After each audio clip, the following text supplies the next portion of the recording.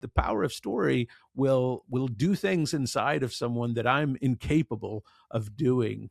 So I try and keep that in mind. Yeah. Now, while Vogler wrote, The Writer's Journey, which really dissects the hero's journey, I was also introduced to Blake Snyder's and his 15 Beats to To Story, save the which, cat, yeah. which is somewhat of a hero's journey, but kind of mapped in a different way. Then you have the Pixar way. Yep. You have David Mamet's approach to playwriting, but you can still see the hero's Yep. journey in there. What do you think of all these different versions of the hero's journey? I love them. I love every one of them.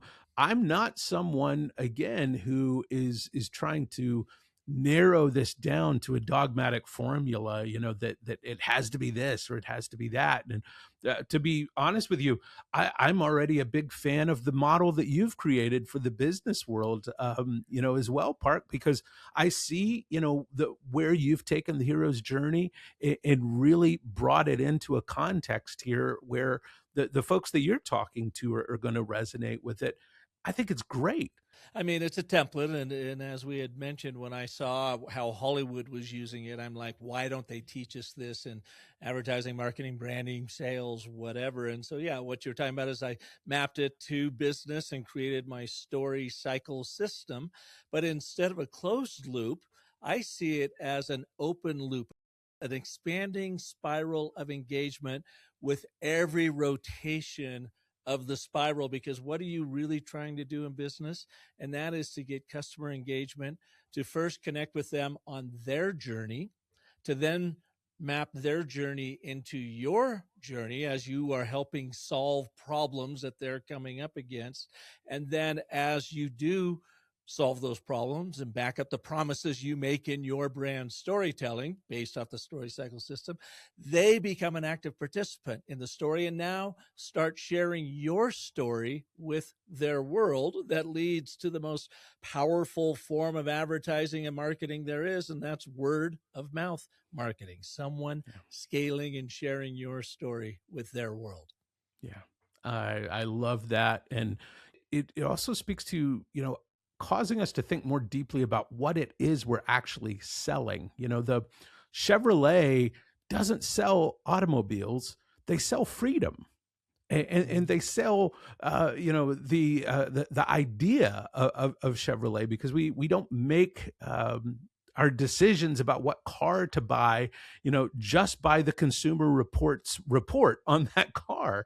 There's often something that we can't even identify to say we just like that kind of car. And most people don't think more deeply about it than that. But when we can understand Chevrolet is actually telling a story, a very, very curated story about what having a Chevrolet in your life is.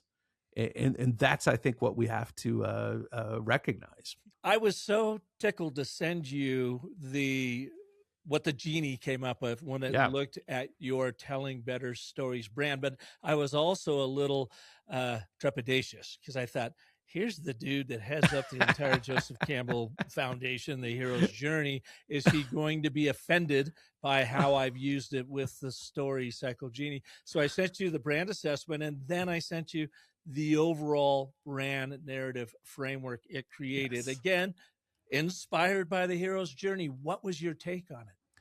I really, really liked it. I was sort of blown away at how accurate it felt and how on point it felt. And as I mentioned earlier, I'm not someone who gets easily offended or worked up about the way people are using the hero's journey. I think there's room for any sort of application someone can employ. I'll tell you, one of the things that really was helpful to me in looking at what you sent over and the way that the story cycle genie analyzed, did the assessment analysis. It's always nice to see the things that you're doing well, right? We all feel good about that. The validation. The validation, absolutely. But I really appreciated the strategic enhancement opportunities, those places that I could actually tweak things to just work just a little bit better. And one of the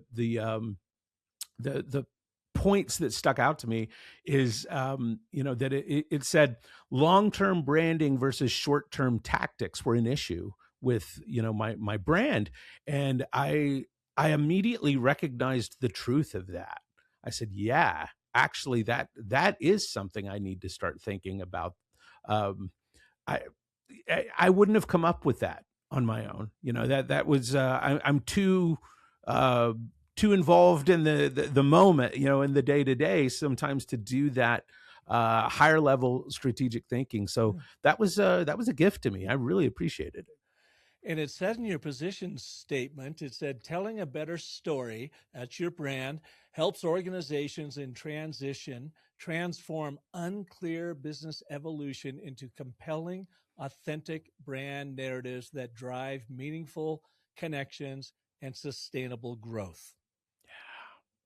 That is so spot on. I tell you, that is we talk about, your aspiration of what it is you're trying to do. It's such a clear articulation of what my strategy is and what I am trying to do as a business. And did you write that anywhere? Did that pull that from your website, or is that an amalgamation of what it That's an learned about you? amalgamation. That's an amalgamation of what it learned about me. Yeah, I've got a description on my website of what what I do, but honestly, there's not a ton of description about that. So the story cycle genie was able to do quite a bit of creative process thinking there based on what I have, because yeah, it's not it's certainly not articulated that way.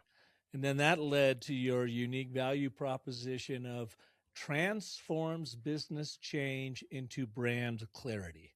Yes. Oh, that word clarity came up a couple of times in the analysis, and I that was another thing that really stuck out to me is how much I need to focus on clarity with my brand, because I have a bit of a unique brand in that storytelling and story consulting. It's not necessarily a brand where you're selling tires or something that is big established industry. So I think continuing to find that clarity is super important for me, and I'm guessing I'm probably not the only business that has to keep searching for that Yeah. clarity. Well, and that's the whole idea is we take our IP from the Story Cycle Genie. And yes, it's AI driven, but it's on our own platform called Brightsy. Hmm. So while it's driven, it's a secure fortress for your brand intel. Nobody can see it, including AI. You're the only person iterating in it, that can help you find this brand story clarity. And we had spoken earlier about archetypes, and it came up with a primary archetype for you and then two secondaries. The primary, and again, these are all based off Carl Jung's work of his 12 categorized archetypes, and then we have found 4 or 5 or 6 sub archetypes within each category. So the genie looks at all those 64 plus archetypes and says, okay, how are you showing up in the world? It said your number one is sage, and it says the sage archetype authentically reflects telling a better story's core function as consultative guide who helps organizations discover truth and wisdom in their own narratives. This positioning emphasizes educational guidance and truth seeking over manufactured messaging. Does that sound accurate and Whew. true description to your brand personality? I feel like your story cycle genie has been reading my diary there, Park, because it is 100% accurate for what I'm trying to do, with my business. And I will say, I also felt quite honored to be identified by that sage archetype, that felt really good. I was like, yes, that's how I want to be seen in the world. That's beautiful. It And is. then your two secondary archetypes, because it says the sage is like 65% of your personality showing up. Right. You've got the creator, and the Yep. sub archetype of that would be the storyteller in the creator category, 25%. No big surprise there. And then the magician. And in the magician category, the visionary is called out, and it says 10% there. I tell you, I've taken a lot of personality tests, the Myers Briggs and all these different, Enneagram and all these things. And these archetypes that it identified are, they spoke to me on a slightly different level. I'll be honest with you. They felt like they connected with me on a deeper level than just identifying, that maybe I'm an introvert or extrovert, or, that maybe, I get energy from this or that. It really captured what I am trying to do. And I use a little more subtextual language about some of these things. So it was really amazing to see it pick up on that subtextual language and bring it back to me in these descriptors. Yeah. Well, the three things we found it really does for people is it validates, as we talked about earlier, what you're already doing well. It reveals gaps and maybe missing elements of your story that you can easily and quickly fix. And then it's doing this, what you're speaking about right now. It inspires you with new ways, clearer ways, more compelling ways to think about how you're telling your story. Uh, I think it does those three things with excellence. And then finally, and I found this really interesting, your brand purpose statement, why you exist beyond making money. Mine for the business of story, and it's something I'd written long before, the genie and the story cycle genie, was the business of story exists to help people uh, live through and prosper from their most powerful stories. So, Mm, benefit them both on a personal and professional level. Yours is very similar. And I thought that was interesting. It says, yeah. telling a better story exists to empower people to discover and communicate their most compelling, authentic narratives. Mm, so good. So good. That is so articulate for what I'm trying to do. It really, really is. And I'm amazed that, it's able to um, look at my website and pull out that articulation, because it does make me feel like I'm doing something right, Yes. and it also helps me see where possibilities for even greater opportunity are in articulating my message and bringing that clarity to it.